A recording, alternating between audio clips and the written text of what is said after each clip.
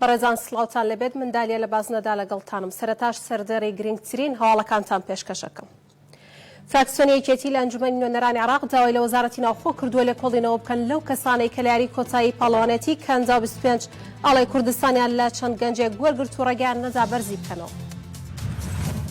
سەرۆکوەزیرانی عێراق لەبارەی بەهای دینارەوە ڕایگەیاند حکوومەتی عێراق پاڵپشتی بانکی ناوەندی دەکات بۆ گەڕانەوەی نرخی دۆلار بۆ بەها ڕەسمیەکەی و پرۆژە یاسای بودجەی ساڵی 2023 لە چاوەبووندایە و جیاواز لە ساڵانی پێشوو سوور بووین لەسەر ئەوەی کە هەموو بەندەکانی کارنامەی حکوومەت و ڕێکارەکانی جێبەجێکردنی لە خۆ بگرێت. وەزارەتی پلاندانانی عێراق ڕایگەیاند بەهۆی گۆڕانی بەهای دراو و لێکەوتە جیهانیەکان لە ساڵی ڕابردوودا سێک ڕای هەڵاوسان لە عێراق بەرز بۆتەوە گەیشتووەتە لە سەدا 6 بۆ 7. وەزارەتی بازرگانی عێراق کۆگاکانی ئامادە کردو بۆ خستنە بازاری کەلوپە لە خۆراکی سەرەکیەکان بە نرخی پاڵپشتیکراو لە پێناو ڕێگریکردن لا گرانبوونیان.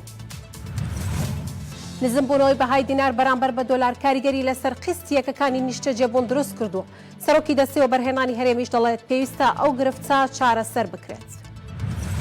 پەروین بۆڵجان هەڵسەرۆکی گشتیە دەپەڕایگەاند پارسەکەیان بە کاندیدی خۆیەوە دەچێتە ناو هەڵبژاردننی سەرۆکایەتی کۆماری تورکیا. لە سەرەتای مانگی شوباتیش ناوی کاندیدەکەیان بۆ ڕایگشتی ئاشکرا دەکەن. بە پێمانێکی ڕێکخراوی هەنگاو بۆ مافی مرۆڤ لە ساڵی 2022دا 52 هاوڵاتی کورد لە شارەکانی کوردستان و شارەکانی دیکە ئێران لە سێدارە دراون و تا ئێستا ناسنامەی 51 کەسیان ئاشکرا بووە بەراورد بە ساڵی ڕابردوو ئامارەکە 8% زیادی کردووە. بەڕێزان تەوەری ئەمڕۆی لە بازنەدا تایبەت دەبێت بە گرنگی بە جینۆساید ناساندنی تاوانی کۆمەڵکوژیەکانی داعش بەرامبەر بە ئێزیەکان لە کایانێ و دەوڵەتەکاندا. سەرەتا راپۆرتێکمان لەو بارەوە ئامادەیە و دواتریش دەگەڕێینەوە گفتوگۆی زیاترەکەم لەگەڵ میوانەکانم.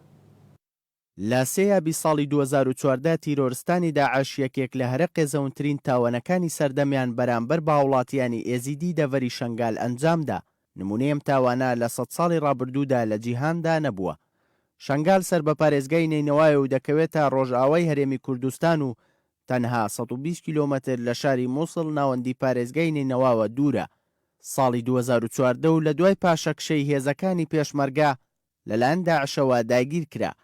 دواتر بە شێوەیەکی دڕندانە کوردانی یەزیدی کەوتنە بەرشاڵاوی جینۆسایدکردن و 6470 وڵاتی لەلایەن داعشەوە ڕفێندران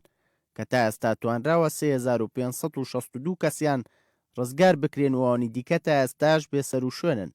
هەروەها بەشێکیان لە گۆڕە بە کۆمەڵەکاندا کۆمەڵکوژ و جینۆساید کران کە تا ئەمڕۆ 83 گۆڕی بە کۆمەڵ دۆزراونەتەوە و لەگەڵەوەشدا داعش 68 مەزارگە و پەرستگای تایبەتی بە کوردانی یەزیدی لەناوبردن و وێران کردن. لە کۆمەڵکوژەکەی شنگالدا 2745 منداڵ بێدایک و باوک ماونەتەوە. لەگەڵەوەشدا نزیکەی 400,000 کوردی یەزیدی ئاوارە بوون و تا ئێستاش زۆربەی هەرە زۆریان نەگەڕاونەتەوە و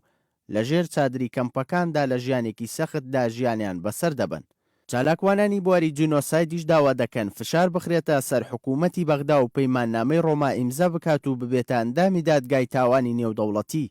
بۆ ئەوەی نیازپاکی خۆی لە ڕێگای باندامبوونیەوە لە دادگاکە بۆ پێکاتەکانی ئەم وڵاتەی مەڵبەندی جینۆساید ڕابگەیەنێت کە دژ بە دووبارەبوونەوەی تاوانەکانی ڕابردووە کە بەسەرگەلی کورددا هاتووە نمونەی کیمابارانکردنی هەڵەبجە و ئەنفال و بارزانیەکان و فەیلەکان و تعریب شنگال بالیسان و شێخوەسانان و سێمێڵ. بە پێویستیشی دەزانن هەر کەس و حزبولایەنێک نکۆڵی لە جینۆسایدی ئێزیدی و کریستیان و پێکاتەکانی دیکە بکات لەلایەن داعشەوە سزا بدرێت و ئینکاریکردنی تاوانەکانی جینۆساید وەک تاوان سیر بکرێت و بە یاسا ڕێک بخرێت. پێویستە و تاوانانەی لە ڕابردوودا لە ڕێگای 72 فەرمانەکەوە بەرامبەر بە ئێزیدی و کریستیان و پێکاتایەنەکانی کوردستان کراوە تۆمار بکرێن و وەک مێژوو بچێتە بواری میتۆدەکانی خوێندنەوە. داواش دەکرێت ئەنجامی لێکۆڵینەوە لە هۆکاری داگیرکردنی شنگال لە 3/8 لەلایەن داعشەوە بۆ ڕایگەشتی ئاشکرا بکرێت. ئەگەر شکستی سەربازیە ئەوانەی هۆکاری شکستەکان سزا بدرێن و لە بەرپرسیارەتی سەربازی دوور بخرێنەوە. ئەگەر کاراسانیکردنێک هەبووە بۆ لایەنی بەرامبەر ئەوە بە تاوانی هاوکاریکردنی جینۆساید سزا بدرێن. تا ئێستاش 12 وڵات و 7 ئەنجومەن و ڕێکخراوی نێودەوڵەتی و دادگای فرانکفۆرت دانیان بە جینۆساید یەزیدەکان داناوە. پێشتر لێکۆڵەرانی ڕێکخراوی نەتەوە یەکگرتوەکان هەڵسەنگاندنی یاساییان بۆ کەیسی کۆمەڵکوژی یەزیدەکان کردبوو کە دەتوانرێت وەک جینۆساید مامەڵە لەگەڵ پرسەکەدا بکرێت. لەو چوارچێوەیەشدا 19 یەکی 2023 دوا وڵات پەرلەمانی ئەڵمانیا بە زۆرینەی دەنگ کۆمەڵکوژی یەزیدەکانی بە جینۆساید ناساند. لە ئێستاشدا ژمارەیەک وڵاتی دیکە لە پلانیاندایە ئەو کۆمەڵکوژیە بە جینۆساید بناسێنن. لێپرسراوان و حزب و لایەنەکانی هەرێمی کوردستانیش پێشوازیان لەو هەنگاوی ئەڵمانیا کرد و داواشیان کرد وڵاتی دیکەش هەمان هەنگاو بنێن لە پێناو زامنکردنی مافی کەمینەکانی عێراق و دووبارە نەبوونەوەی تاوانی لەو شێوەیە دژی کوردانی ئێزیدی ئەنجام دران. بەڵێ بەڕێزان هەر سەبارەت بەم بابەتە و گرنگی بە جینۆساید ناساندنی تاوانەکانی داعش بەرامبەر بە کوردانی ئێزدی بە تایبەت لە شنگال قسەی زیاترەکەین. وەکو دەزانینکەوە سی ئابی ساڵی 2014 داعش هێرشی کردوتە سەر شنگال و دواتریش داگیری کردووە. ئەتوانین بڵین بە هەزارەها قوربانی لێکەوتوتەوە لە کوردانی ئێزدی، هەزارەها کوردانی ئێزدی تاوەکو ئێستا بێسەر و شوێن ئەمەجگە لە ڕفاندن و ئاوارەبوونیان کە بەشێکی زۆریان ئێستا لە کەمپەکان دەژین، بەشێکیشیان چوونەتە دەروی وڵات و هەندێکی تریشیان لە شارەکانی تری هەرێم بە تایبەت لە شاری دوهۆک ئەژن. بۆ نمونەتوانین بڵین پەرلەمانی ئەڵمانیا پێنجشەمەی ڕابردوو وڵاتی فەڕەنسا و چەندەها وڵاتی تر و ڕێکخراوی نێودەوڵەتی دانیان ناوە بە جینۆساید ناساندنی تاوانەکانی داعش بەرامبەر بە کوردانی ئێزدی لە شنگال. پەرلەمانی ئەڵمانیا پێنجشەمەی ڕابردوو بە زۆرینەی دەنگ لە پەرلەمانەکەی خۆی دەنگی داوە بە جینۆساید ناساندن یاخود بە جینۆسایدی ناساندووەم تاوانی داعش بەرامبەر بە کوردانی ئێزدی لە شنگال ئەنجامی داوە. ئەمە ناو دەنرێت دادپەروەری مرۆیی و داوا دەکرێت کەوە وڵاتانی تر کۆمەڵگەی نێودەوڵەتی بە تایبەت نەتەوەی گرتوەکانیش دامبنێت بەم جینۆساید ناساندن یاخود بە جینۆسایدی بناسێنێت. لە دوای بە جینۆساید ناساندنی کوردانی ئێزدی بەشێکیان هەر لە ئەڵمانیاوە بەشێکی تریشیان لە هەرێمی کوردستان ناوچەکانی تر داوا دەکەن کەوا ڕێککەوتنامەی شنگال جێبەجێ بکرێت و دۆخی شنگال ئاسایی بکرێتەوە، بتوانن بگەڕێنەوە بۆ قەزای شنگال و تایابژێنەوە. ئەیانەوێت کەوا ئەو ئێزدیان یاخود ئەو کوردە ئێزدیانەی کەوا بێسەر و شوێن بوونە بە تایبەت ئەو ئافرەتانی کەوا کەوتونەتە دەستی داعش حکوومەتی هەرێمی کوردستان و عێراق خەمی لێ بخوا بە زووترین کات بیانگەڕێنەوە. ئەم بابەتە و چەندین پرسیاری تریش لەگەڵ میوانەکانم قسەی لەسەرەکەم با ئامادەبوونی هەریەک لا بەڕێز هێمن حەسیب کە بەڕێزان چالاکوان و نووسری بواری جینۆسایدن ڕاستە خۆ لە ستۆدیۆ میوانمە کاک هێمن سوپاس بۆ ئامادەبوونت. لە هەمان کادا دکتۆرە دڵپاک تاهیر ئەندامی سەرکردایەتی و پسپۆڕ لە یاسای نێودەوڵەتی و جینۆساید ڕاستە خۆ لە ستۆدیۆکانمان لە سلێمانیەوە لەگەڵ مەبێت خات و دڵپاک سڵاو لێبێت و سوپاس بۆ ئامادەبوونی تۆش. و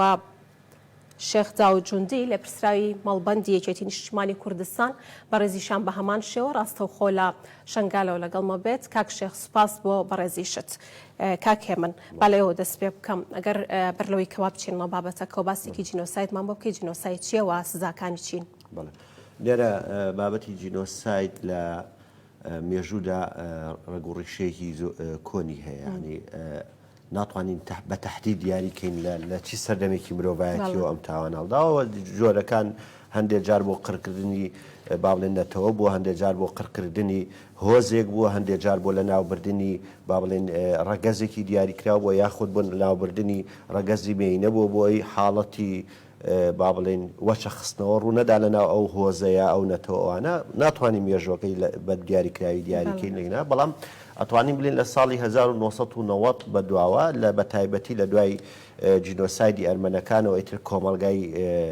نێودەوڵەتی وە کۆمەلگای مرۆڤایەتی هۆشیارێکی گشتی لە هاتە ئاراوە کە کار لەسەرەوە بکرێت کە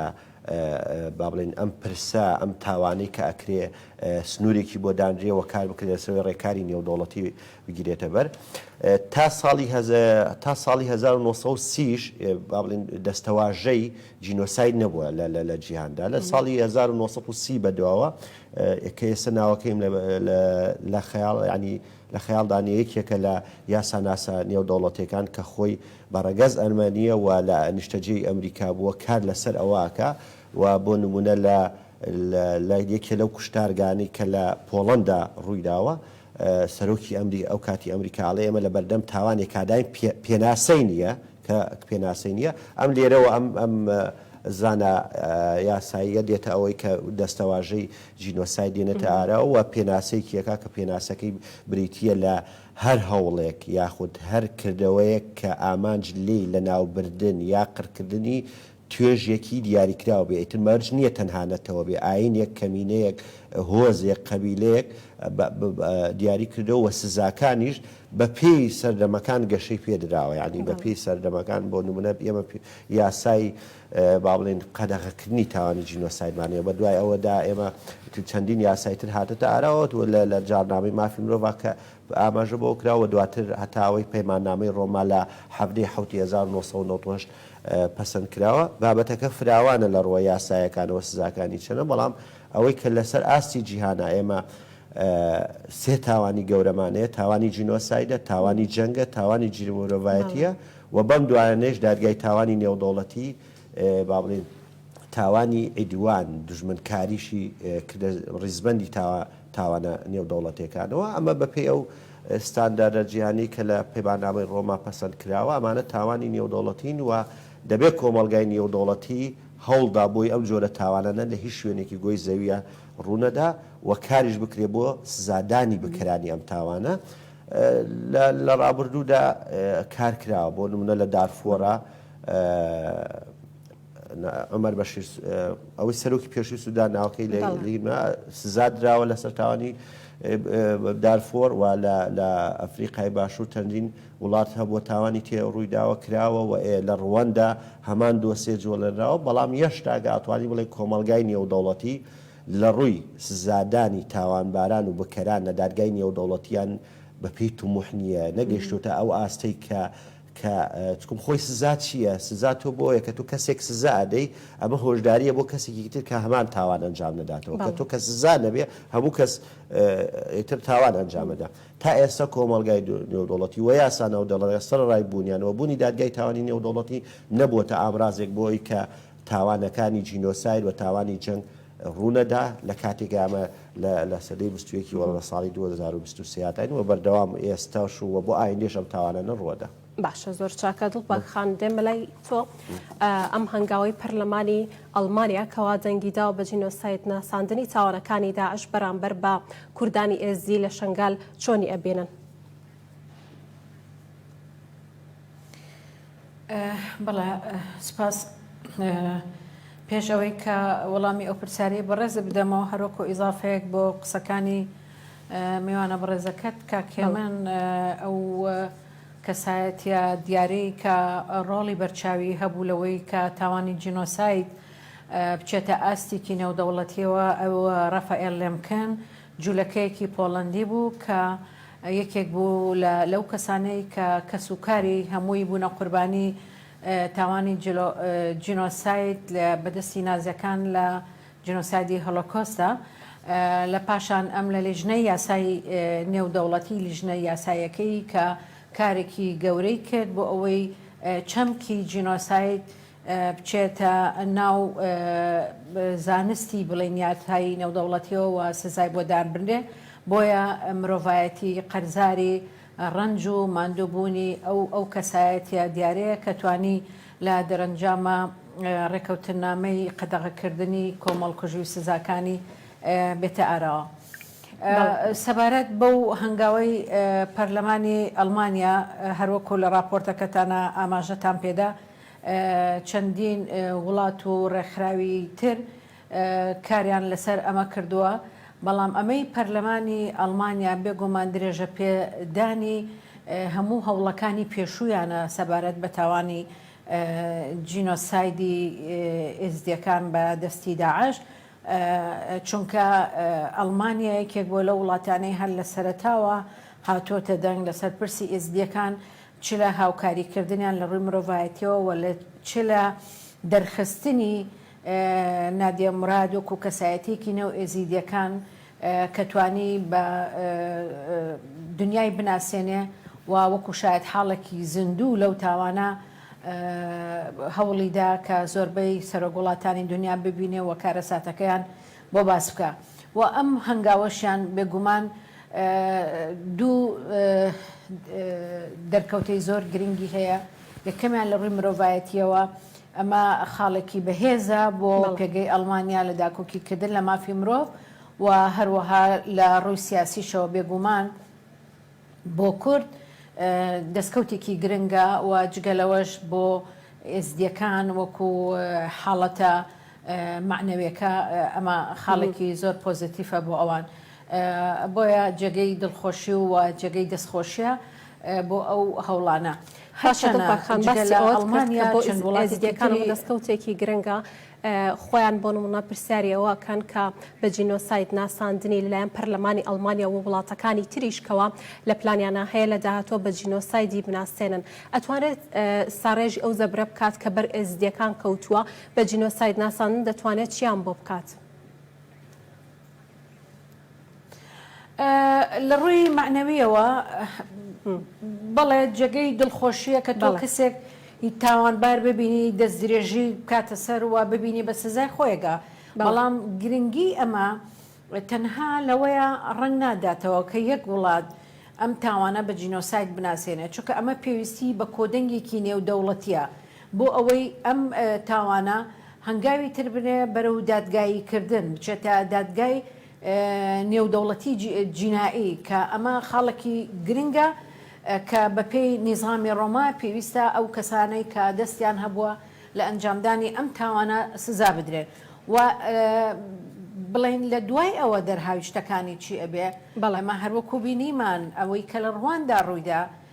دوای بە جینۆساید ناساندنی ئەم تاوانە سەرانی دادگایی کران و جگە لەوەش وەکو قەرەبوویەک بۆ ئەو قوربانیانەی کە بوونە قوربانی دەستی ئەم تاوانە ئەوەی کە لە ڕواندا ڕوویدا زۆرترین قوربانی لە وڵاتەیە ژنان بوون کە زۆرترین دەستدرێژیان کرایە سەر بەڵام ئێستا لە وڵاتی ڕواندا لە سەدا 60 جونگەکانی دەسەڵات بەدەست ژنەوەی لە وڵاتە کەواتە ئەمە بۆ خۆی قەرەبووکردنەوەیەکە بۆ ئەو قوربانیدانی کە ئەو ژنانە لە وڵاتەیە داویانە بۆیە بە دڵنیاییەوە ئێزدیەکانیش بە هەمان شێوە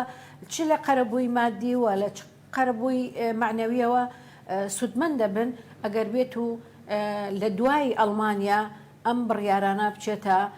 بواری دادگاییکردنی تاوانبارەکان ئەوانی کە دەستیان هەبوو لە تاوانی جینۆسایدی ئێزیدەکانە زۆر باشە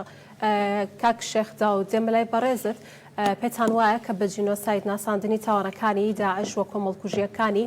بەرامبەر بە کوردانی ئێزدی لە شنگال دەتوانرێت ئەوەی بەڕێستان ئاگادارن هەڵبەت لە شنگالن ئاگاداری دۆخەکەن بە جینۆساید ناساندن دەتوانێت چ جیاوازیەک دروست بکات و ئەوەی کە پێویستە دروستی بکات ئەوەی کە داوای ئەکەن کوردانی ئێزدی ئێستا چییە لە شنگالە دروست بکرێت و ئەنجام بدرێت زۆر سپاس ڕێز و سلااف بۆ هەردوو میێوانە و بۆ هەواڵ دلپاک ڕاستی ینی هەردوو هەواڵەش بەحس کرد و تعریفە جینۆسایدی چییە کە ئەنجامێ و کەیس بێتە ناساندن وەک جینۆساید مدی هەندێک ئیضافی گەلێک بەسیتم سەروێ مەسەلێ بژن مەسەلە ناسکردنا جینۆساید سەر کەیسێکی سەر هەر ملاتێکی هەیە ڕاستی لازمە کوش محکەمە جنایە ناودەوڵەتی دەر محکەمە جنایە دەولیە دەرکەوێ بە حکمێک و ئەو جیهەت یا معنیە ناسکردنا هەر کەیسێکی هەیە و جینۆساید یان نا لێ وەختێکە هاتو چار دەوڵەتی ئۆروپی لەگەڵ چەند دەوڵەتی در وەک کەنەدا ئوسترالیا ئەرمێنیا الولايات المتحدة أمريكا يعني چند دولت دیجی هنر پیلانی وانج ده هنر کو اب کیس ازدیا ناس بکن وقت جینوساید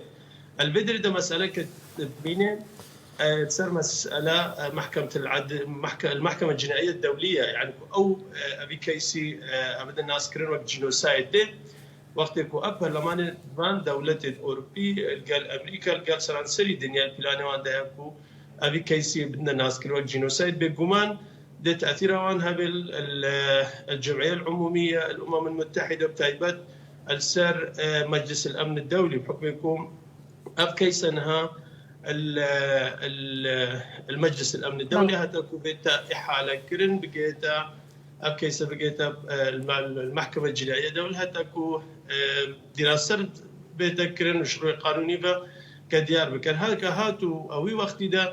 هات ناس كرن أب كيسة وقت جينوسايد بيجمان ده جرق مسألة قانوني السر تبعات القانون ده السرها من مسألة قربون كرني بجرق مسائل ديالي وقت مسألة ألمانيا وراسي ناس عندنا برلمان ألمانيا بو كيس إزدواج جينوسايد بيت ناس كرن هندك جوازي هبونا برا برلمانات دولة التر بحكمكم زورين ترين دياسبورا اس دي يعكم بجين جالية اس دي الألمانيا تجين يعني 400,000 إنسان اس دي الألمانيا نهاجين السري أساسي ألمانيا جرينجي كذا تردا أبي مسألة نبسكو دا ناس كرن وقت جينوسايد حد محكمة الألمانية الفيدرالية كتشنت ولايات الأمريكية وكيك شون وكا فرانكفورت قالك دا جهتوان هنا كو الفبريار دا تأكيد حد يكرن كو تشاو المحكمة فرانكفورت كان كسي كو هادبونا تومت باركرن وك بيوانديا ونبدا 10 تأكيد كرنا الحكومة ألمانيا السرانسري ألمانيا السرانسري محاكمة ولايات ألماني كو ملاحقة وان إنسانا بتكرين إيكو دستي وان القل داعش دا إيكو بيواندي القل داعش كرين إيكو هاوكاريا وان كرين البان مسألة دا بيقومان أف بينقابقي قالك يا جرينج بوا هم شروع معنوي کاک داوت پەرلەمانی کوردستان وەکو ئاگادارین کەوا لە دوای ڕووداوەکانەوە بۆ نمونە ڕۆژی 3 ئابی 2014 3 ئابی دانەوە هەموو ساڵێک وەکو ڕۆژی بە جینۆسایدکردن یاخود جینۆسایدی ئێزدیەکانە ئەم ڕۆژە. پەرلەمانی کوردستان کاتێکەوە ئەم ڕۆژەی داناوە ئەم بڕیارەی دەرکردووە لە کاتێکدا بۆ داوای کردووەکەوە ماف و ئیمتیازاتی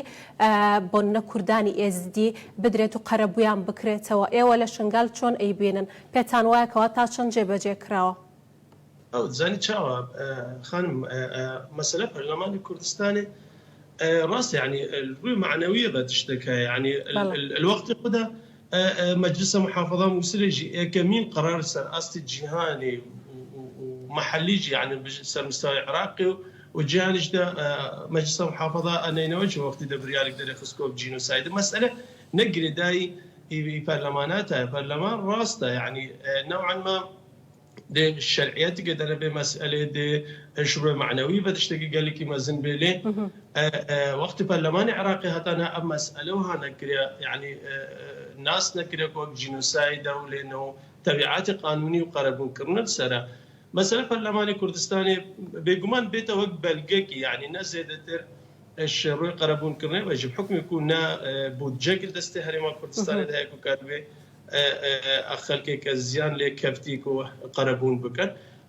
مسألة معنوية زيادة ترنينا ليه هكذا بقى صار مسألة برلماني ألمانيا أبرياء وكما بحث كرين دبيت قرارك حكومتك التزام بابن ببيبي حتى كو حميدات جهد ألماني جي ملاحقة وان إنسان بقى كو دستوان قال داعش لأف إيجاد دوي السر مسألة أبدا كرناش شنقالي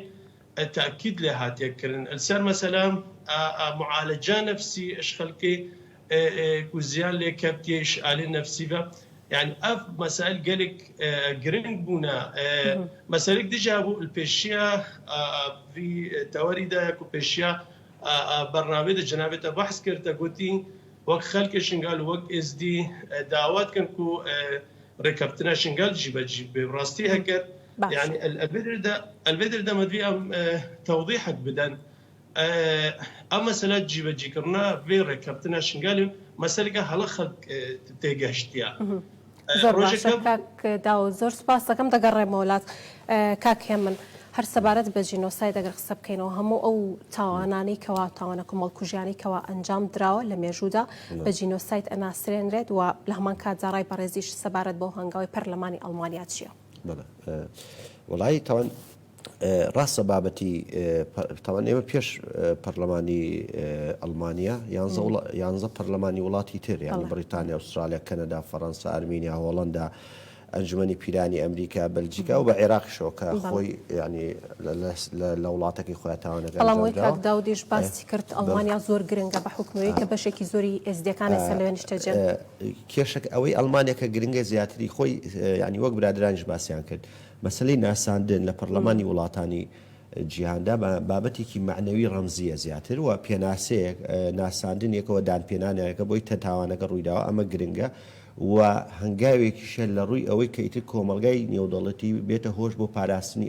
ئەم کەمینانە و ئەم پێکاتە ئاینیە ئیتەگە ئاینیە نەتەوەیە هینە بەڵام لە ئەڵمانیایە کە جگەل لە بابەتی ئەوەی کە ڕەوەندی کوردیا ئێزیدی لەوێ ئەوەی کە پاڵپشتی زیاتری بڕیارەکەی کردی بڕیاری دادگای فرانکفورتمان هەیە کە لە 30 2011 تاوانبارێکی داعش بە ناوی تاجمێلی دادگایی کرا لەسەر ئەوەی کە بەشدار بوو لە تاوانی جینۆسای و لەوێ سکاڵای لەسەر کراوە تاوانەکەیشی زیندانی هەتاتای بوو لە دنیاە ئێستا بڕیاری دادگا ڕەهەندی زیاتری هەیە بەڵام ئەو بڕیاری فرانکفۆرت کە دەرچوو ئەتوانی بڵێن ئێستا بڕیار چکم برا هەر وڵاتێکی کێتی ئەوروپا بڕیار دەرکا بێتە بڕیاری هەموو پەرلەمە ینی دادگاکانی ئەوروپا ئەمە ڕەهەندەکەی زیاترە بۆ لە ڕووی قەرەبووکردنەوەی هەم مادی هەم معنەوی بەڵام ئەوەی کە گرنگترە ئێمە چۆن بتوانین ینی هەر ینی عێراق خۆی حکومەتی هەرێمی کوردستان با بڵێن کۆمەلگای کوردی بەگشتی و کۆمەلگای ئێزیدیش بە تایبەتی چۆن سوود لەمدان پێدانانەیان بدەن ینی ئەمە گرنگە بەداخەوە ینی ئێمە نەمێ باس لەوە بکەم ینی تاوانی داعش ڕووی داوە عێراق لەبەرەوەی پەیوەست نەبوو بە پەیماننامەی ڕۆماوە دادگای تاوانی نێودەوڵەتی نەیتوانێت هیچ هەنگاوێک لەم کەیسەیە بنا چکم دەستوری دادگاکە وایە دەبێ هەر وڵاتێک ئەندام بێ بۆ ئەگە دوای تاوان تیا ڕوویدا ئەوانە بەڵام لە دەرەوەی ئەوە ئێمە نەمانتوانیوە کار مەسەن کار لەسەر ئەوە بکەین لەگەڵ ڕوودانی قەزیەکەیە فشار دروستکەین کار بۆ بکەین کە دادگایەکی تایبەت چکم زۆر لە زۆر ڕووداودا هەبووە دادگایەکی تایبەت تەنها بۆ کەیسە دروست بووە لێکۆڵینەوەی کرد دوای چەند ساڵێک کە کەیسەکەی بە کۆتایی گەیانا دادگاکە نەماوە هەڵوەشاوەوە ئێمە نەمانتوانیەوە بکەین بەپێی پەیماننامەی ڕۆم ئەگەر وڵاتێک ئەندام نەبوو دەکرێت لە ڕێگای ئەنجومەنی ئاسایشەوە ئەنجومەنی ئاسایش بۆ بڕیارێک دادگاکە پابند دەکا کە لێکۆڵینەوە لە کەیسەیەکە وەگەوەی بینیمان لە لیبیایە هەمان حاڵە ڕوودات بەداخەوە ئێمە لەمەشە کۆمەلگای نێودەوڵەتی کەمتەر خەم بووە ینی نەکەم تەرخەم بۆ خۆی دزیوەتەوە لە پرسی جینۆسایدی ئێزیدیەکانە ینی ئەمە حقیقەتەکە ئێستا هات ینی دوجار ینی ئەوەی کە گەورەترین کێشەی ئەوەیە کە ئێمە چۆن ئەمانەی تاوانبارانی داعش ئەوانەی دەستگیر کراون لە سەرکردەکان لە چەکدارەکانیان ببینە ینی هەمان هەڵی هەڵەبجە و ئەنفال نەکەینەوە لە دادگایەکی ناوخۆی عێراقیا کردمان و ئێستاکە مشتومڕی ئەوە هەیە زۆر جا لە کۆمەلگای نێودەوڵەتی دان بەم دادگایە نادرێەوە تێبینی هەیە لەسەر ئەم دادگای کە سەرانی باسی دادگای کردووە ینی ئەم سەکردانەدا هینکراون بەداخەوە هەمویان لە چوارچێوەی عێراقا بە یاسای تیرۆر سزای لە سێدارەدانیان دران و ئەوانە لە کاتێکا دەبوو ئەو سەرکردە ئەو چەکدارانەکە ئەوانەی کە زیاتر دەستیان لە تاوانەکە بووە بپارێزرایان تا ئەو کاتی کۆمەلگای نێودەوڵەتی دادگایەکی دا ئەمەزران دوو ئەمانە لە دادگایەکی نێودەوڵەتی دادگایی کرا بۆی ڕەهەندە یاسایەکەی و ڕەهەندە تاوانەکەی زیاتر بێ بەداخەوە ئەمە نەکراوە ئەمە غەدرێکی ناوخۆی بوو لە ئێزیدیەکان و لە دۆسەی جینۆسایدی ئێزیدیەکان کرا تەمان سێکە لە 2015 با بڵێن وڵاتانی ئەندام با بڵێن کۆمەڵی وڵاتانی ئەندام لە دادگای تاوانی نێودەوڵەتی بە نووسرا و داوا لە عێراق دەکەن کە ئیلتیزام بکا بە پەیماننامەی ڕۆماوە عێراق وەڵامی داوەتەوە ئەنجومەنی وەزیران نووسراوەکەم لایە لە خۆیەک دقی بەس باوە نووسراوەکە نووسراوەکەم لایە تەعاان لە 11 2015 ئەنجومەنی نووسنگەی سەرۆکوەزیرانی عێراق وڵامی داوەتەوە وڵامی وزاری خارجی داوەتەوە کە وڵامی دادگاکە بداتەوە ئەڵێ ئێمە پێویستمان بۆ نییە پێوەستبین بە پەیماننامەی ڕۆما و دادگای تاوانی نێودەوڵەتی لەبەرەوەی دوو یاسامان هەیە ئەتوانێت ئەو کێشانە چارەسەکە یاسای تیرۆر و یاسای سزادانی عێراقی کارەساتەکە دێرەیە ئەلاوی ئیمزای کرد بۆچی دوای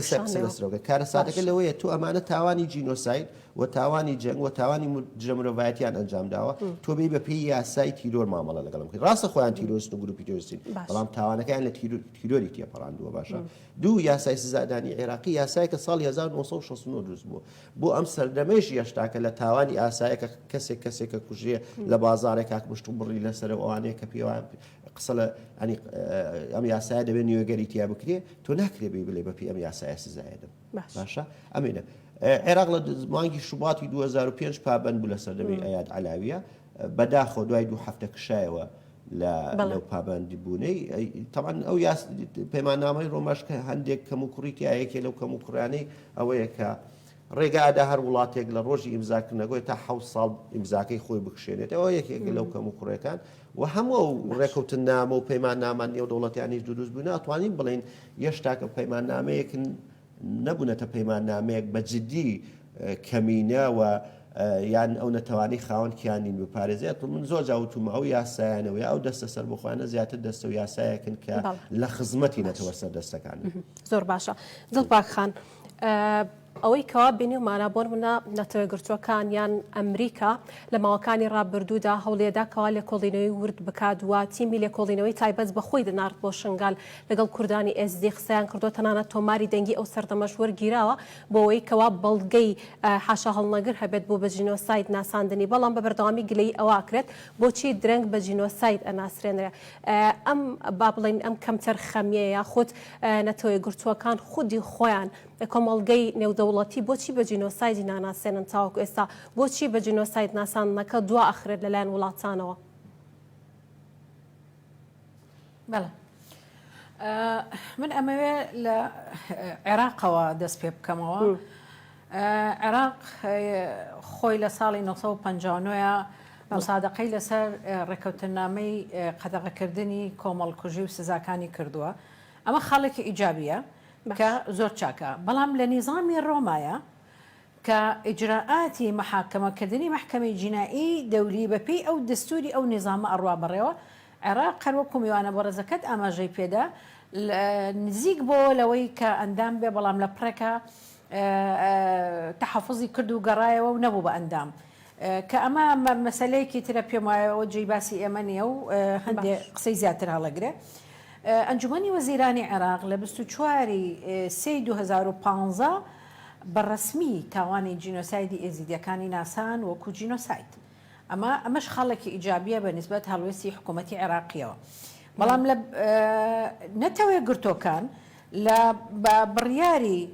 2379 لە 2007 بەڕسمی جینۆسایدی ئێزیدەکانی ئەعلان کردووە بە تایبەتی قەراری مەجلیسی ئەمن هەیە کە ئەو تاوانەی کە بەرامبەر بە ئێزیدیەکان کراوە لەلایەن ڕێکخراوی تیرۆریستی داعشەوە جینۆسایدە کەواتە ئەمە دوو قەراری گرنگ هەیە قەرارێک هەیە لەسەر ئاستی عێراق و قەرارێکی شەیە لەلایەن مەجلیسی ئەمنەوە خۆتان نزانن مەجلیسی ئەمن دەستگایەکە کە ئەرکی پاراستنی ئاسایشی نێودەوڵەتی لەسەرشانە بۆیە عێراقیش لە 2019 داوای لە نەتەوە گرتۆکان کرد کە لەبەر ئەوەی کە ئەندام نییە لە نظامی ڕۆمایە یان لە محکەمەی جینایی دەولیە پێویستی بەوەیە کە سەرپشتی کردووە نەتەوە گرتۆکانی سەرپشت کردووە لەوەی کە ئەم سکاڵایە بجوڵێنێ بەڵام بە پێی ئەو اختصاصی محکەمەی جینایی دەولی ئێستا مەجلیسی ئەمن ئەتوانێت سکاڵای جینۆسایدی ئێزیدەکان بجوڵێنێ لە جاتی عێراق ئەم ئەرکی پاراستنی ئاسایشی نەودەوڵەتی لەسەرا جینۆسایدکردنی گروپی ئاینی وەکو ئێزیدیەکان هەڕەشەیە بۆ ئاسایشی نێودەوڵەتی لەبەر ئەوەیە کە چی هەڵنەساوین بەو هەنگاوانەی کە جوولەکە کردی بۆ بەدەستهێنانی مافەکانی خۆیان یان ئەرمەن کردی بۆ بەدەستهێنانی مافەکان خۆمان ئەمە پەیوەندی بە وەزئی ناوخۆی خۆمانەوە هەیە کە پێویست بوو ئێمە هەمیشە تاکەکانی کورد هوشار بکەینەوە لەوەی کە تاوانی جینۆساید لە تاوانێکی ترجا بکەینەوە جینۆساید تاوانی بچووک نییە تاوانێکە کە هەڕەشە لە مرۆڤایەتی ئەکاوە بوونی کەسی تاوانبار لە تاوانی جینۆسایدا کەسی مەترسیدارە و هەڕەشەیە بۆ ئاسایشی نێودەوڵەتی بەڵام ئەوەی کە زۆر گرنگە هەڵوێستی ئێمەی عێراقا عێراق بە وەکو دەوڵەت و ئێمەی کورد وەکەوەی کە تاوانەمان بەرامبەر کراوە بۆیە ئەوەی کە لە ڕواندا ئەوەی کە لە یوغۆسلافیا ئەوەی لە تۆکیۆش کاتی خۆی کە بۆ محکەمەیەکی عسکەری بوو بۆ سزادانی تاوانبارەکانی تاوانی جینۆساید دروستکرا محکەمەیەکی کاتی تایبەت بوو ئەکرێ ئەمەش بۆ کورد بکرێ بەڵام من پێم وابێ ئێزیدەکان جارێکی بوونەتەوە بە قوربانی ئەو ململانە سیاسیە نێودەوڵەتی کە لەسەر کوردستان هەیە و ئەمە پەیوەستە بە سیاسەتی ئەقلیمی ئەو وڵاتانەی کە دەوروبەری عێراقیان داوە و ئەو وڵاتانەی کە دەستیان هەیە لەم تاوانەیە لە هاوکاریکردن لە ڕێگە خۆشکردن لە شاردنەوە لە تەدریبکردن لە هاوکاری لۆجستی لە هەموو ئەم مەسائلانە کە هەمومان ئەزانین کوێن ئەو دەوڵەتانەی کە دەستیان هەبووە ڕاستەوخۆ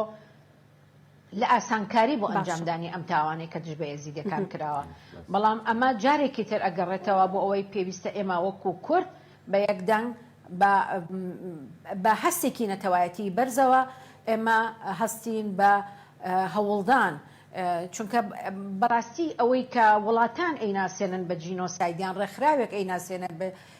بە جینۆسای هێندە بایەخی نییە وەکو ئەوەی کە ڕێکخراوێکی نێودەوڵەتی وەکو نەتۆگرتوەکان بیناسێنەوە قسەی لەسەر بکە بۆیە من پێم وایە کورد هەمان ئەو پرسیارەیە لە کەراوت بۆڵی ئەو کەسە بجوڵێنێتەوە جارێکتر پەرلەمانی کوردستان ڕۆژی سێ ئابی داناوە تایبەت بە جینۆسایدی ئێزیدیەکان و داوای کردووە لەو ڕۆژەدا هەرخۆی بڕیاری داوە کە کۆمەڵێک ماف و امتیازاتیان هەیە پێیان بدرێتەوە چی کردووە بۆ ئەمە پەرلەمانی کوردستان؟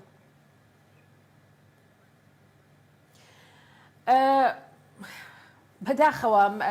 ئەگەر ئێمە بێت باسی ئەو امتیازاتانە بکەین کە پەرلەمانی کوردستان دابینیان بڕیاری داوە بۆ ئێزیدیەکان پێم وابێ ئەوە مافێکی زۆر سەرەتاییە کە دابینەکرێ بۆ ئێزیدیەکان چونکە ئێزیدیەکان نەک تەنها مافیان بەسەر هەرێمی کوردستانەوە هەیە ئێزیدیەکان مافیان لەسەر کۆمەڵگەی نێودەوڵەتیە کە هەموو جۆرە تەعویزێکیان بۆ بکاشیانیان لە هەمووی گرنگتر ئەوەیە ژێرخانی ئابووری ناوچەکەیان چاکاتەوە لە هەمووی گرنگتر ئەوەیە ئەو حاڵەتە سایکۆلۆژیە خراپەی کە ئێستا کەسانی ئێزدیتیا ئەژین هەمیشە لە ترس و دڵە ڕاوکێ و تۆقااندنە بیڕەوێننەوە ئێزیدیەکان پێویستیان بەوەیە کە کۆمەلگاکەیان جارێکی تر لە ڕووی مرۆڤایەتیەوە بنیاد بنرێتەوە ئایا ئەمە کۆمەلگەی نێودەوڵەتی تا چەند توانێت بکە ئەوەی کە ئەبینین بەداخەوە ئەو پێگە جوگرافیایی کە ئێزیدیەکان تیا ئەژین بۆتە شوێنی ململانەی سیاسی شوێنی یەکلاکردنەوەی ئەجەندای سیاسی ئەمە بەڕاستی دژی بنەماکان مرۆڤە و حەقنیە هەرێمی کوردستان ئەمە قبول بکات. زۆر باشە کاک داود دێمەوەلای بەڕێزت ئەم ڕەشنووسەی ئەڵمانیا کەوا بۆ منە ئیمزای لەسەرکراو بە جینۆساید ناسراون لە 20 خاڵ پێک هاتووە بۆ منە خاڵێک لەو خاڵانە ئەوەیە کەوا پێویستە پشتیوانی دارایی ئاوەر ئێزیدیەکان بکرێت بگەڕێنەوە ناوچەکانی خوێن و ناوچەکەیان بۆ منە ئاوەدان بکرێتەوە چی کراوە بۆ ئەمە؟ بەڵێ بڕیارە بەریستی 4 ڕۆژای دەرکەوتەوە بێگومان دەبێتە وەک بریار دەگێتە حکوومەت ئەڵمانیاژی گۆر ئجراعاتت خۆ بودجێک دێتە تەخسیسکردن و تەنسیق لەگەڵ حکوومەتە عێراقی هەتاکو بەرنامەک بێتە دانین ئەو ئاوەدانکردن شنگالە بێتە پێتان وایە بکرێت کاک داوت؟ بەڵێ یعنی ڕاستیشی یعنی دەوڵەتێک وەک ئەڵمانیا دەوڵەت کە یعنی مەزن و قیمەتی خۆی و ناو دەنگی خۆی لەسەر ئاستی دنیای تایبەت ئەڵمانیایەک شوان دەوڵەتێک و محاولەی جدید کە بکەوێتە یعنی ببێتە ئەندامکی هەمیشە لە مەجلس الئەمندا و دەورکە خۆی اقتصادی گەلێک مەزنە لەسەر ئاستی دنیای بێگومان وەختێکە بریارکیش پەرلەمانیەوە دەرکەوێ حکوومەت دێ پابەند بێ و ممکنینەکو اختلاف بکە یعنی نەوەک پەرلەماناتی عێراقی هەنگە پەرلەماناتی ترەنا بتاکید یعنی بەری ئیکوا بریارەش دەرکەوێ و شاندێکمە هەیە وەفدی شنگال یعنی وەفدی پێکهاتە و پارتی سیاسیەت شنگال سەردانە سەفارە ئەڵمانیمە کرد بەری بریارەش دەرکەوێ بێگومان هەر سەفاری ژەوان تاکید کرد و ئەڵمانی دە پشتەوانیا شنگال و خەڵکی شنگال تایبەتە ئێزدیا کە مەسئلە ئاوادانکردنا ئاشنگالێ بێگومان وەختێکە بریار دەرکەوێت دێتە تەرجەمەکردن درستی سەر ئەردڵواقع و دێ ئاوادانکردن ئێتەکردن بڵێ. زۆر باشە کاکێ من لە 2016 کاتێکەوە بۆ وڵاتی فەرەنسا بە جینۆسایدی ناساندۆم تاوانە خودم کۆمەڵکوژی ئێزیدیەکان داعش کە بەرامبەر بە ئێزیدیەکان ئەنجامی داوە هیچ بەڵێنێک دراوە خودت هیچ بڕیارێک دراوەکەوە ماف و امتیازاتیان بۆ بگەڕێنرێتەوە و چی کراوە لە ماوەی چەند ساڵەیە بۆ ئێزیدیەکان؟ طبعا هەموو ئەو بڕیارانی کە پەرلەمانی وڵاتان دایناوە داوێنە لەسەر دان پێدانان بە جینۆسایددا وەکوتمان بابەتێکی ڕەمزیە و هەموو ئەوانی کە داوایەکە وەک ڕاستپاردە ئەی خاتە ڕوو نەک وەک بڕیارێکی ئیزان مثلا لە پێویستە قەرەبووی مادیکرێنەوە ناڵێت دەبێ قەرەبووی چکم بۆ ناتوانێت ڕەنگە پەرلەمانی ئەلمانیا بتوانێت وڵاتەکەی خۆی ئیلزام کە قەرەبووی ئەوان کرد بەڵام ناتوانێت کۆمەلگای نێودەوڵەتی ئیلزام کە ئەوە چکم پەرلەمانی وە بۆیە هەمان لەسەر لەها دەستەواژەی پێویستە وەک ڕاستپاردە تەوسیە ئاکەن کە قەرەبووی مادی بکرێت و معنەوی بکرێت تاوانباران دادگایی بکرێن ئەمانە بەڵام گرنگترین خاڵ ئەوەیە ئەم بڕیارانە چۆن ئەوەی پێڵێن ئیستسماریکەی باشە مەسەلەن ئێستا ئەمە دەرچووە پێویستە لە دوای ئەم بڕیارانەوە مەسەن کار لەسەر ئەوە بکرێ یاسایەک دەربکرێ مەسەن ئەڵمانیا پەرلەمانی ئەڵمانیا یاسایەک دەرکا کە نیکۆڵیکردن لە جینۆسایدی ئێزیریەکان سزای بۆدانە ئێستا ئێمە لە فەڕەنسایە یاسامانەیە لە 2015 دەرچووە ئەڵێ هەر کەسێ جینۆسایدی ئەرمەنەکان نکۆڵی بکە لە جینۆسایدی ئەرمەنەکان سزادرێت سزاکانیشی دیاری کردووە چی و چی نییە ئێستش ینی ئێستا خۆ دەزانی ڕەنگە هەشە ینی نکۆڵیەکە لە ئەنفال یا نکۆڵیەکە لە هەڵەبجە یاخود ستایشی بکەرانەکە بۆیە دەبێ هەنگاوی داهاتوو ئەم دانپێنانی وڵاتانی ئەڵمانیا و فەڕەنسا و ئەمانە بقۆزرێتەوە بۆی کە ئەو پەرلەمانانە نەرچار بکرێن باشە یاسا دەرکەن کە یەک ئەوانەی ستایشی داعشەکەن سزا بدرێت دوو ئەوانشی کە نکۆڵی ئەەکەن بڵێن جینۆسایدی ئێزیدی بوونی نیە ئەوانش زانین لە ئەڵام ڕێگایەوە تۆ هەنگاوی باشترە ڕۆژێ پێشەوە ئەتوانی قەرەبووش باڵێن وەرگێرەوە ئیزافەتەن بۆ ئەوە ئێمە لە لیژنەی یۆنیتیادمان هەیە لیژنەی لێکۆڵینەوە لە تاوانەکانی داعش کە بە بڕیاری نەتەوەی گرۆگان و ئەنجومەنی یاسایشی نێودەوڵەتی دروست بووە لە قیسەرێکی لە بەغا هەیە لە سووریا هەیە لە قشی هەیە لە لاوەکی لە هەولێر و دووهۆکەیەوە کار لەسەرەوەکەن کە هەموو ئەو ینی سەردانی شنگالەکەن سەردانی ئاوارەکانەکەن گوێ لە شاید حاڵەکانەکردن و دۆسیە حازرەکەن هێوایەک هەیە کە ئەم لە کۆتا ئەنجامی کاری ئەم لیژنەیەدا دادگایەکی باڵە لە سەراسی نێودەوڵەتی لەسەر ڕاستپاردە و ئەو دۆکۆمنتانی ئەمان کۆیەکەنەوە دروست بێ ئەمە هەنگاوێکی باشە ئەگەر بکرێ بەڵام ئێستا لیژنەکە زیاتر لە 4 بۆ 5 ساڵە کارەکەن و دۆکۆمنتی باشیان کۆ کردووەتەوە ینی شاید حاڵ لێدوان بەڵگە ئەوانەوە لە راپۆرتەکانی خۆشیانە 13 جۆر تاوانی داعشیان دیاری کردەوە دیاریشیان کردو مەسەن جگە لە ئێزیدی بەرامبەر بە کاکەیی بەرامبەر بە شەبەک بە بەرامبەر بەمەسیەوە تا تاکوم تورکمان و ئەوانش بەرامبەری کراوە هەموو ئەوانە دیاری کراوە کە هیوایەکەیە بۆی کە با بڵێن دادگایکی هین دروست بێ بەڵام یەک شتمان لەبیر نەچێ هەموو ئەو دادگایانیش دروست بێ خۆی من وەگوتم کە عێراق نەبووتە ئەندام لە دادگای لە پەیمان نامەی ڕۆما و نەبووتە دادگا ئەکرا کار لەسەر ئەوە بکرێ کە دادگایەکی نێودەوڵەتی دروست بێت تایبەت بە کەیسی ئێزیدیەکان دوای ئەوەی کۆتایی پێدەم کەیسەم دادگای هەڵبەشێتەوە ئەمە غەدرێ من پێ ینی کێشەکە ئەوەندەی کۆمەلگای نێودەوڵەتی واندا ڕێکخراوە نێودەوڵەتەکان بە هەندی دۆسەی جینۆسایدەوەتان لە ناوخۆی عێراق و هەرێمی کوردستانە ئەو گرنگی پێدانە نیە ینی منە پرسم ینی ئێستا پەرلەمانی ئەڵمانیا ئەم دۆسەی بینە ڕۆڵی وەزارەتی شەهیدان چی بۆ لێ باشە ڕۆڵی با بڵێن پەرلەمانی کوردستان چی بووە ڕۆڵی لیژنەی شەهیدان چی بووە باشە ئێمە لە مانگی دەی 2021 پەرلەمانی فەڕەنسا دانیشتووە لەسەر دۆسەی ئەنفال و لەسەر دۆسەی تعریب باشە قسەکە من بە 6 مانگەوە ینی پێشەوە ئاگادار مۆز هەم نەک من هەموو خەڵکیش ئاگادار بۆ بە تایبەتیوانی مختص نەبوارەکە ینی دەکرا لە مایەوە 6 مانگەیە ئەو پەرلەمانتارانی کە لە لیژنەی جینۆساید و ئەنفال و شەهیدان بچونایەتە سەردانێکی و ئەویان کردایە کاریان لۆبیان دروست کردایە وەزارەتی شەهیدان بچوە نەگەوە ئەسڵان پەرلەمان کۆبووەتەوە پرۆسەکە کراوەتە دەنگدانەوە بەداخەوە شکستێناوە دەنگی پێویستی نێناوە دوای 48 سەعات کە ئێمە ناڕزایی دەرەبڕیت ئەنجا وەزارەتی شەهیدان دێ بەیاننامەیەک دەرەکە باشە ئەمە کێشەکەوەیە ئێمە وەک کورد و بەداخیشەوە حکوومەتی هەرێمیش و ئەحزابی کوردیش لە ئەلفەوە تایایان یعنی نەمانتوانی وەک پێویست کار لەسەر هەموو ینی ئێمە نەتەوەیەکی نە ساڵی لە ماوەی 100 ساڵی ڕابردوواز ڕەنگە هیچ نەتەوەی وەک کورد ڕوبەڕووی تاوانی ژینۆساید نەبێتەوە بەڵام زۆر بێباکینەوەی کە چۆن ئیشمان نەکردو لەسەر ئەم تاوانە ئەوەی کە کرابێتیش ئەفراد کردوێتی ڕەوەندێکی کوردی لە ئەڵمانیا دانیشتووە دڵسۆز بۆ مامۆستای زانکۆ بۆ چالاگوانە ئیشی کردە فلان وەک نووسەرێک دۆکۆمنتی کردەوە هەموو ئەوەشی کراوە ئەشخاص لە دڵسۆزی خۆی لەسەر کاتی خۆی لەسەر ماندووبوونی خۆی لەسەر گیرفانی خۆی کردێتی بەڵام وەک ئەحزاب و دامەزراوی ڕسمی و حکومی لە پەرلەمانەوە تا سەرۆکایەتی هەرێم و حکومت بەداخەوە کاری پێویست نەکراوە. باشە کاکە من پرسیارەکەی منی شەرەوە بوو دواتر هەوڵەدەم لەسەر پەیماننامەی ڕۆما بە وردی قسە بکەین بۆچی حکوومەتی عێراقی ئیمزای ناکەوە گرنگی ئیمزاکردنەکەشی چییە لە مێژوودا چەندین تاوانی زەق بەرامبەر بە گەلی کورد ئەنجامدراوە لەوانەوەی بەرامبەر بە کوردانی فێلی و بارزانەکان و دوای نیشانەوەی بەرامبەر بە ئێزیدیەکان کراوە بۆچی بە جینۆساید نەناسێنراون یان چۆن مامەڵیان لەگەڵ کراوەم کەیسانە بەڵێ تاوان ئێمە تاوانەکانمان زۆرم بەڵام دیارترینیان ینی کوردانی فەیلی بارزانەکانە ئەنفالە هەڵەبجەیە و پێش ئەوەش ئێمە خۆ مەسەن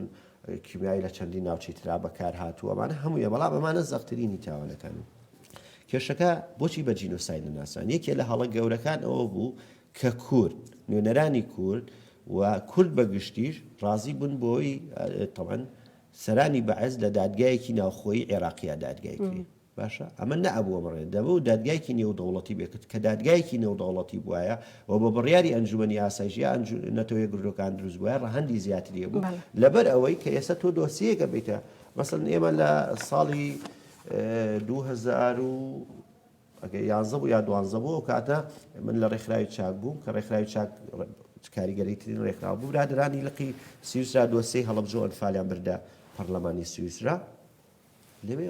نەتیجەی کۆتایی وڵامی ئەوەیان وەرگرت کە ئەم پرسە پرسێکی یاساییە دەبێت یەکەم جا دادگایەک لای کاتەوە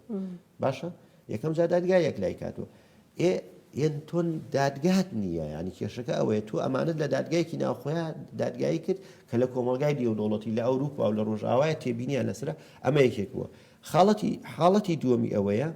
استراتیژیەت نییە ینی تۆ مەسەڵەن ئێمە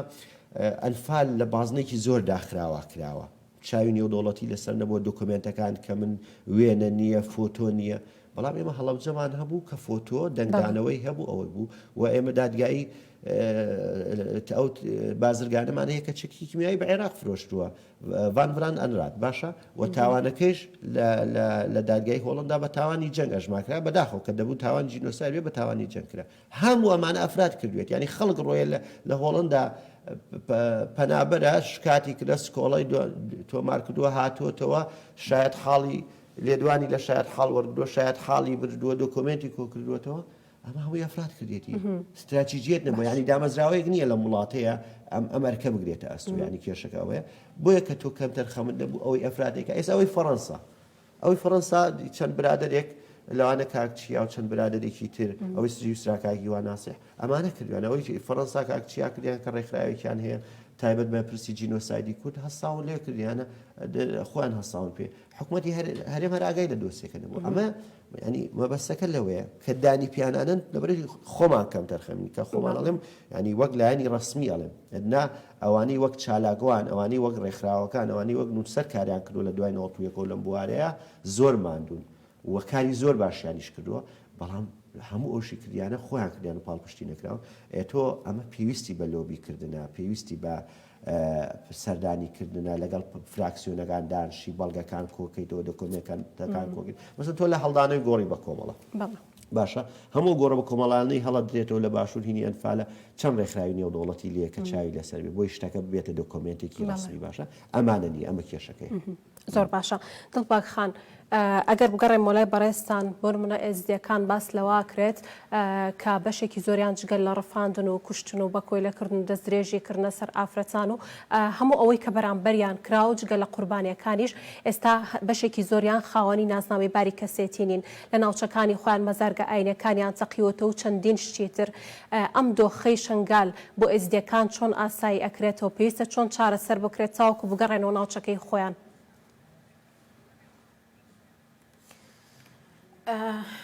مەسلەیەکی زۆر هەستیارە بێرخستمەوە کە ئەوەی بەرامبەر بە ژنانی ئێزدی کرا لە دەرەنجامی دەستدرێژی سێکسیان و بوونی ڕێژەیەکی زۆر لە مناڵ لەو ژنانە ئەمە یەکێکە لەو کێشە گەورانەی کە لە نێوان یاساکانی ئەحوالی شخصی عێراقی و هەروەها کللتوری ئاینی ئێزیدیا یەکێکە لە کێشە گەورەکان و لەو لاشەوە کە سەیری دەرەنجامی ئەمە ئەەکەی ژنێک مرۆڤێک لە کێشەیەکی گەورەیە نازانێت کێشەکەی چۆن چارەسەر بکرێ بۆیە کاتێک کە سێری مەتۆلۆجیای ئاینی ئێزیدی ئەەکەی ئەم مناڵە جێگەی نابێتەوە لە ناو ئەو کۆمەڵگە ئاینیە بەڵام لەو لاشەوە کاتێک کە سەیری ڕێکارەکانی یاسای ئەحوالی شخصی عێراقیەکەی باوکی ئەو مناڵە نادیارە نازانێت کێ باوکێتی بەڵام ئەم لە دەرەنجامیشە ئەم مناڵە ئینسانە چۆن مامەڵەی لەگەڵا ئەکرێ چۆن ڕفتاری لەگەڵا ئەکرێ بۆیە یەکێک لەو کێشانەی کە ئێستا ژنی ئێزیدی وەکو دایک بەدەستەوە ئەناڵێنێ ئەم کێشەیە کە هەتا ئێستا بەداخەوە نە حکوومەتی عێراقی و نە حکوومەتی هەرێم نەیانتوانێەوە بگەنە چارەسەرێکی مرۆڤ دۆستانە بۆ دایکەکەش وە هەروەها بۆ مناڵەکانیش ئەوەی کە گرنگە لە کەیسی ئێزیدەکانە کورد بیری نەچێتەوە ئەوەیە کە ئەم مەسەلەیە ڕاستە بە جیاوازی ئاین ئەم گروپە جینۆساید کران بەڵام لایەنەکەی کەشتی لایەنی کوردبوونیانە و دەستبردن بۆ دادگاییکردنی تاوانبارەکانی ئەم تاوانە بە دڵنیاییەوە کۆمەڵێک وڵاتی ئەقلیمی و هەروەها ناوخۆیشی تێئەکەوێ کە ڕنگ بێ ئەمە هەم بۆ حکوومەتی عێراق و بۆ چەند لایەنێکی تریش ئاسان نەبێ بۆیە ئەخرێتە پراوێزەوە و ئێمە لە دوورەوە چاوەڕێی ڕەحمەتی بڕیاری هەندێک پەرلەمان و هەندێک ڕێکخراوی نێودەوڵەتیەکەین مەسەلەکە زۆر ئاسانە ئەوەی ئەمێنێتەوە عێراق لە 2019 بە فەرمی داوای لە نەتەوەی گورتۆکان کردووە کە ئەکرێ ئەوان هەستن بە ئیحالەکردنی ئەم داوایە بۆ محکەمەی جینایی دەولی بەڵام ئەمەش پێویستی بە چییە؟ پێویستی بە کۆمەڵی بەڵگە و داتای دروست هەیە کە ئامادە بکرێ بۆ ئەو دادگایە بە خۆشحاڵیەوە نەتەوەی گورتۆکان هەیئەتێکی لە دهۆک دروست کردووە بە ناوی هەیئەت التحقیق وجەمع الأدلة بۆ ئەم تاوانە بەڵام بەداخەوە تا ئێستا ئەو هەیئەتە هەیئەتێکی خەفەکراوە بە هیچ شێوەیەک ئەو زانیارانەی کە ئەدرێ بەو هەیئەتە حیزبەکانی تر ئاگایان لێ نییە کورد بە شێوەیەکی گشتی ئاگای لێ نییە لە شێوەیە چوارچێوەیەکی داخراوە مامەڵەی پێوە ئەکرێ نازانرێ ئەو ژنانەی کە ئازاد دەکرێن ئەبرێنە ئەو هەیئەتەوە چۆن چاو پێکەوتنیان لەگەڵەکرێ و چ زانیاریەکیان هەیە لەسەر ئەم جۆرە تاوانە کە ئەمە زۆر گرنگە کورد بە شێوەیەکی گشتی وەکو مەسەلەیەکی نەتەوایەتی سەیری ئەم کەیسە بکات لە چوارچە و لە قاڵبێکی داخراوی حیزبایەتیە مامەڵەی لەگەڵ نەکات چونکە جینۆسایدی ئێزیدەکان جینۆسایدی نەتەوەیەکە کە پێی ئەڵێن کورد جینۆسایدی حیزبێکی سیاسی نییە بۆی ئەمە زۆر گرنگە لایەکی کەشەوە بەپێی اختصاصی محکمەی جینایی دەولی مەجلیسی ئەمن بۆی هەیە کە ئەم سکاڵایە بجوڵێنێ ئەم داوای جینۆسایدی ئێزیدەکان بجوڵێنێ لەژێر چەتری فەسلی حەوتە کە ئەویش پاراستنی ئاسایشی نەودەوڵەتیە ئایا ئەمە بۆ ناکرێت جارێکی تر ئەگەڕێمەوە بۆ ئەو ناکۆکی و ناتەبایی و پەرتەوازیی دەنگی کورد لەم پرسەیە بۆیە زۆر گرنگە کە ئێمە هەمومان کەیسی جینۆسایدی ئێزیدەکان بە کەیسی خۆمان بزانین بە هەر هەمومان داکۆکیلەوە بکەین چونکە ڕاستە ئەمە 74مین فەرمانی ئێزیدەکانە لە قەتڵ و عامکردنیان بەڵام بە دڵنیاییەوە پێش ئەو ئەنفال و جینۆسایدی بارزانیەکان و جینۆسایدی فەیلەکانی هەربوونی هەبوو و ئەمەش دوات جینۆساید نابێ ئەگەر کورد هەڵوەستی بەم شێوەیە بێ ئەبێ چاوەڕوانی جینۆسایدی تریش بکەیت ئەوەی کاکێ منیش ئاماژەی پێدا کە وڵاتانی تر بۆ منە ئەمن باسی حکوومەتی فەڕەنسام کرد ئەڵمانیا بە هەمان شێوە سەبارەت بە قەرەبووەکان ئەوان ناڵێن دەبێت قەرەبوو بکرێن و دەڵێن پێویستە قەرەبوو بکرێتەوە جان قەرەبوو دیار نییە کەواشی قەرەبووی دارایی مەبەستم قەرەبووی دارایەکرێتەوە جینۆساید ئەوەی کەوا لەر سێمیوانەکەەوە گوێم لێ بووە بە جینۆساید ناساندنەکە قەرەبوویەکی معنەویە بەڵام ئەگەر باس لە قەرەبووە داراییەکە بکەین بۆ نمونە مەبەستمە زیاتر لەگەڵ تۆیان باسیەوە بکەم بەشێکی زۆری کچان و ژنان ئێستا هێشتا لە ژێر دەستی داشان لە وڵاتانی ترن کە بێسەر و شوێن کەس نازانێت لەکوێن ئەمە پێویستی بەوەیە کە بودجەیەکی بۆ تەرخام بکرێت خۆیان بەشێکی زۆری ئێزیدەکان هەم لە ناو پەرلەمانی ئەڵمانیا ڕۆژی پێنجشەممە هەم لە بەردەم پەرلەمان داوای ئێوەیان کردووەکەوە حکوومەتی هەرێمی کوردستان بودجەیەک تەرخام بکات تاوەکو بتوانن چ کوڕ بێت چ کچەکانیان چ ژنەکان بدۆزرێنەوە لە هەر شوێنێک بن ئەمە ئەم بودجەیە پێویستی چێ تەرخانی بکات چێ خەمی لێ بخوات بڵێ قەراری قەرەبووکردنەوە ئەکەوێتە سەر بڕیاری ئەو دادگایی کە دروست دەگرێت بۆ سزادانی سەرانی داعش. بەڵێ بە دڵنیاییەوە ئەبێ دادگا بڕیاری ئەو تعویزەباتەوە ئەوەی کە ئەرکی سەرشانێتی ئەو تعویزە دابین کاتەوە بە دڵنیاییەوە حکوومەتی عێراقیە چونکە حکوومەتێکە کە ئێزیدیەکان تا ئەم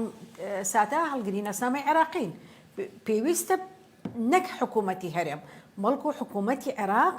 هاوکاریەکی باشیان بکە بەڵام ئەرکی حکوومەتی هەرێمیشە لە ئاوادانکردنەوە لە دابینکردنی هەندێ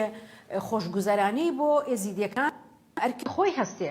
بۆیە مەسلەی تعویزکردنی ئێزیدیەکان پێویستی بۆیە بە بڕیاری دادگا دەربچێەوە ئەو جهەتەی کە بەرپرسیارەتەکەیەکەوێتە سەر حکوومەتی عێراقیەوە بە هاوشێوەی تاوانی هەڵۆکۆست کە چۆن نازیەکان بەرامبەر بە جوولەکە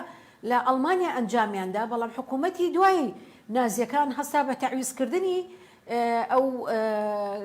قوربانیانە کە بەدەستی نازیەکان جینۆساید کرابوون بۆیە ئەگەر بێت و پرۆسەی دادگاییکردنەکە بە شێوەیەکی یاسایی دروست بڕوە ئەو کاتە ڕێکارە یاسایەکانی دیاریکردنی قەرەبووکردنەوەکەش دیارەکرێت و ئەوانی سوودمە دەبنێ. زۆر باشە سوپاس دەکەم کاک داوت سەبارەت بە دۆخی شنگال ئەگەر پێمان بڵێ دۆخی شنگال لە ئێستایا چۆنەوە لە هەمان کاتیشدا چەندێک ئێزدی گەڕاوەتەوە ئەو ناوچانە و چەندێکیشیان تاوکو ئێستا هەر لە کەمپەکان بە تایبەت کەمپەکانی دهۆک ماونەتەوە. دۆخ شنگال ڕاستی لە ڕووی ئەمنیۆ زۆر باشە لە ڕووی خەدەمات بەر و باشیە ئەو کەسانی و گەڕانە بۆ شنگال یعنی بە ڕێژەی تقریبا 40 تا 45% باقی متەبقی ماین لە کەمپەکان هەندێکیان مهاجر بوونە لە وڵاتانی ئەڵمانیا و ئەوروپان. باشە کاک داوت ئەوانەی ئەو ئاوارانی کە تاوکو ئێستا لە کەمپەکانان ئێوە سەردانیانەکەن بۆ نمونە لە ماوەکانی ڕابردوودا چەندین ڕێکخراوی خێرخوازی هەبووە لە هەرێمی کوردستان ئەمە بە هەمانگی لەگەڵ ڕێکخراوی نێودەوڵەتی و ناوخۆیەکانی تری عێراقیشەوە پێداویستیان بۆ دابینەکردن پێداویستەکانیان ێستا لە چه ئاستێکدایە؟ خراپە یان بەعام خراپە ینی کەسێک پەنابەر بێ لە ماوەی 8 ساڵە دەبێ کومان وڵاتی خراپە ینی مەسئلە لێرەیە مەسئلە يعني شلون يعني جانوان خراب وبرو خراب ترجي أرواح مثلا سياسينا يعني حكومتي هرم كردستان إما نعلن يعني بفهموا حكومات شيء يعني براستي جاك ليرة إما تحديد بكان يعني وقت صلاتي حكومتي هرم كردستان تايبت بارتي ديمقراطي كردستان يعني هل وأكرنا أو خل كان لو بمين استفادة كباش طبعا كان لروي سياسي ولا روي داري لروي هرشتكي بابي يعني حكومة العراق يعني أو بيش 2 سالة بريالكي لحكومة العراق درتشوكو هر همي كم لسرسري العراق داخل يعني حكومة هرم كردستان لو كاتا وزيرنا أخوي حكومة هرم كردستان برئيس فيبر أحمد قلت إما هيج بابن نابن ببرياري حكومة العراق براستي جهر وهي أو كسان بنابرنين استهر همي محجوزة حجزة يعني وقتنا هرخم نقريتوا مسألة أويا مسألة تر يعني لبداية شيء يعني براسم الديان إشارة ببدانو أماشي بكان يعني وقت جنابة بحث كريم ركوتنا شنقال يعني ركاكا لك ركوتنا شنقال باخل باش تبكي روجك إلا مصر يعني كاتبك علماني هبناي فرج فودا بو يعني إيكي تندرا وشودي فرج فودا كشت بشتي محكمة أو قرتي بوليس أو قرتي هاتي قلتي تحقيق بيجري قلتي بو تفرج فودا كشتي قلتي والله كتابك زور خطر وخراب قلتي شيء عنا وروك أو شيء قلتي والله من إنسانك ومما ناتو أنا بخوين بجنازان شيء قلتي بس عندك برادرها قلتي أو كتاب زور خطر وكاكا مسألة ركوتيني شنقال خطر ترين وخراب ترين شتب نسبة خلق الشنقال يعني أو ركوتنا هاتا انذكرن ناوبري تيمي كاظمي وتيمي كاك مسؤول بارساني مسألة أوابو هر يعني الشنقال ببيتا لتحت للجير والسايي هريمي كردستان وبشكل هريمي كردستان خلق الشنقال أو ركوتنا قبولين هكا نلا الروي سياسي ونلا الروي أمنيو نايتا قبول كرني يعني باشا أو 8 صالة تقريبا بين زياتر ل 5 صالة هر إدارة لشنقال نيا باشە کاک داوت ئێزدیەکان کە بەڕێز دەڵێ لە سەدا 45 گەڕاونەتەوە شنگال ئەوانی تر کە بە تایبەت لە کەمپەکانن جگەلەوانی کە لە دەرەوەی وڵاتن بۆچی ناگەڕێنەوە ئەگەر مەبەستەکە ڕێکەوتنامەی شنگال بێ بۆەوەی کەەوە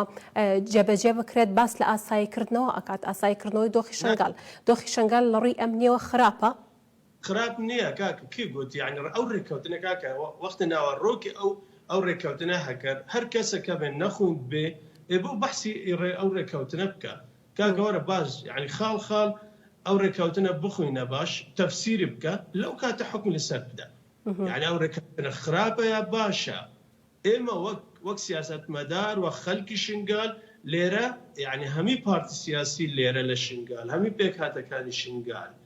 یعنی ئەبینن ئەو ڕێکەوتنە ینی جارێکتر شنگال بکەوێتە لە ژێر وسایەی طرفێک لە هەرێمی کوردستان بەڕاستیش ئەو شتە نایەتە قبول کرێت باشە کاک داوت هیچ مەترسیەک ئێستا لەسەر شنگال نەماوە بۆی کەوا جارێکتر چەکدارانی داعشێرش بکەنەوە سەر ئێزدیەکان ناوەڵی زانی بەڕاستیژی یعنی وەڵعی ئەمنی شنگال بارە دۆخی ئەمنی شنگال لە ناو بەغدا باشترە و تا ڕادێک ئێمە ئەتوان بژن لە ناو هەولێرش باشترە کاکەوە یعنی ئەوە لە 2017 تا 17 لە 2017 تا ئێستا یعنی هیچ خەرقێکی ئەمنی دروست نەبوو لێرە هیچ خەرقێکی ئەمنی دروست نەبوو یعنی لە ئەو گروپی تونڕە یەکەم داعش و ماعش و نازانم چی هیچ خەرقێکی نەبووە ئەو ماوەی چەند ساڵەوە 6 ساڵە زیاترژی لە ماوەی 6 ساڵە جريمه جنائي جريمه معدل جريمه جنائي ايك معدل يعني ايك جريمه لا خلال ايك صال دنيا يعني كاك داود ئەوەی کە لە راپۆرتەکەی پێشەکی شایگوێبیستی بووی بەڕێزت باسی لەوە کرد کە ئەو کەسانەی کە هۆکار بوونە لەوانەیە کە هەندێک کەسە بەدیاخودە و هێزانی کەوا لە شنگال بوونە لە پێش داگیرکردنی لەلایەن داعشەوە گەر بێت و هۆکار بوو بێتن یاخود کەمتەر خەم بوو بێتن ئەوە سزا ئەدرن لێکۆڵینەوە لەم بارەیەوە کراوە بەڵام ئەنجامی لێکۆڵینەوەکان چی بووە؟ هیچ ئەنجام نەبووە یعنی مەسەلەی ئێمە بصراحة بقصة بكن بتشخيص كرنت قصة بكن كاتا كم ترخمي وهزانا نبوة كلو ناوشانا جيجير كراون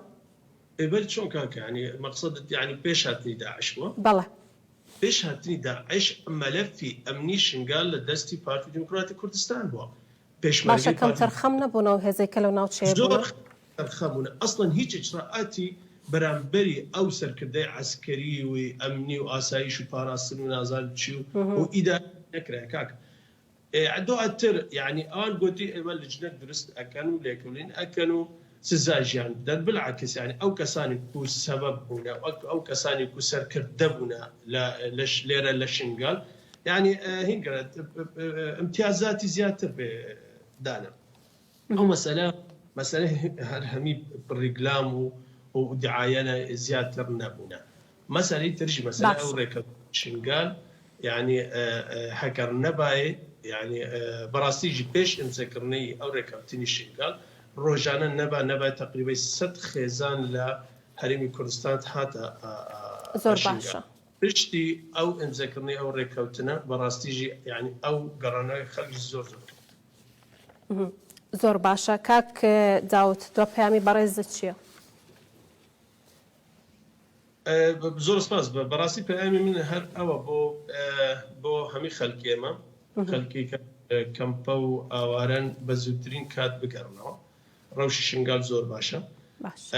ڕایەکی ناودەوڵەتیش هەیە پشتەوانی شنگال بێتەکردن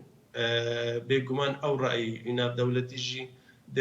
تاثیرێکی خۆی زۆر ئیجابی لەسەر حکوومەتی عێراقشی دێتەکردن هذاكو أبداً كنا شنقالي بتذكر حتى كو خلق مالنا كم باول أوريتية دبن بيجومان روج بروش وات إيمان دخرات تبين بس زور باشا زور سپاس بوتوش دڵپا خان پامی کۆچایی بەڕێزتان چییە؟ ئەوەی کە بە پێی زانیاریەکان هەیە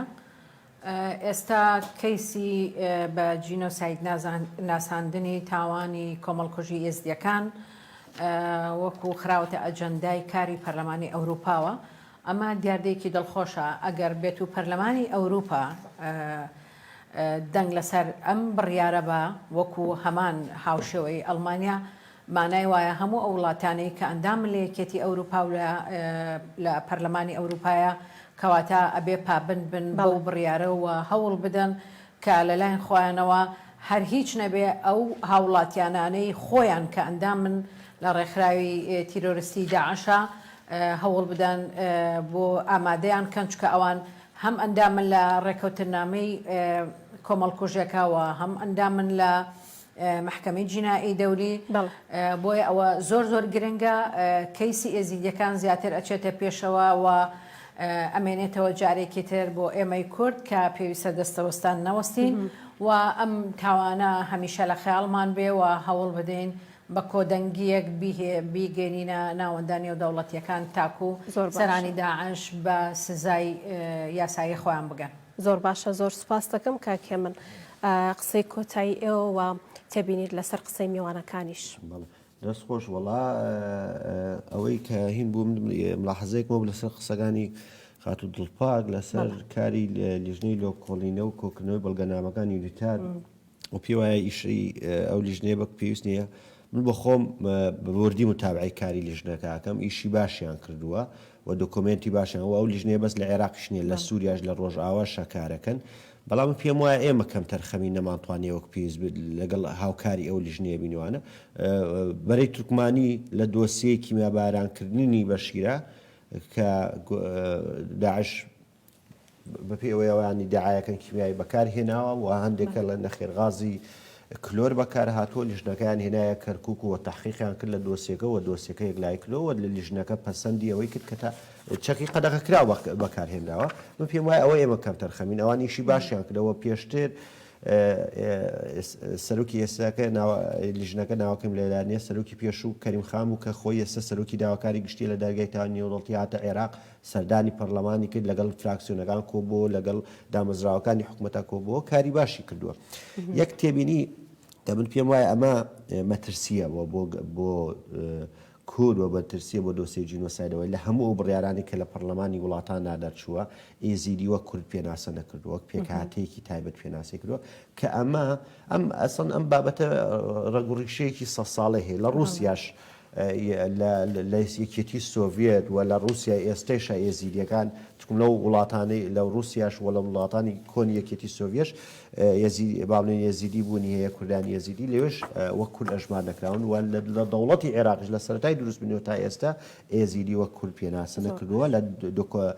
بەڵگەنامەکانی دەوڵەتدا و ئەم بڕیارانەی دواییان کە بڕیاری پەرلەمانە وەک پێکهاتێکی ئاینی سەربەخۆ ئاساندوێتی نەکوە کورد و ئەمە ڕەنگە بۆ ئایندا با بڵێن خراپ بێت کوم ناکرێ ئەم پرۆسەیە وەک دڵپاخان کردێتی ڕاستە بەرامبەر لە ڕوو ئاینیەکەیەوە کراوە بەرامبەریان ئێمە دەبێت ئەوە بکەین هەرچەند داعش ئەگە بیتوانین بێتە ناو کەرکووک و سلێمانی هەولێر بەرامبەر بە کوردشەکەت بەڵام ئەوەی ئەوان هەدەفەکە ئاینی بووە بەڵام دوجار ئەوان کوردت ئەمە پێم وایە ئەمە ئەو مەترسیەیە کە ئێمە دەبێت بە هەمومانەوە وەرپرسیاتی هەڵگرین و کاری دەسەر. زۆر باشە دەستان خۆش بێت. سپاس گۆرێک لە میوانەکانم هێمن حەسیب چالاکوان و نووسەری بواری جینۆساید ڕاستەخۆ لە ستۆدیۆ لەگەڵم بوو و دکتۆرە دڵپاک تاهیر ئەندامی سەرکردایەتی و پسپۆڕ ڕاستای نێودەوڵەتی و جینۆساید لە ستۆدیۆکانمان لە سلێمانی لەگەڵم بوو و شێخ داوجوندی لە پرسراوی مەڵبەندی یەکێتی نیشتیمانی کوردستان بە هەمان شێوە ڕاستەخۆ لە شنگالەوە لەگەڵم بوو. بەڕێزان سوپاس بۆ ئێوەش لە بازنەدا لەگەڵتان بووم. هەر شاد بن و خواتان لەگەڵ.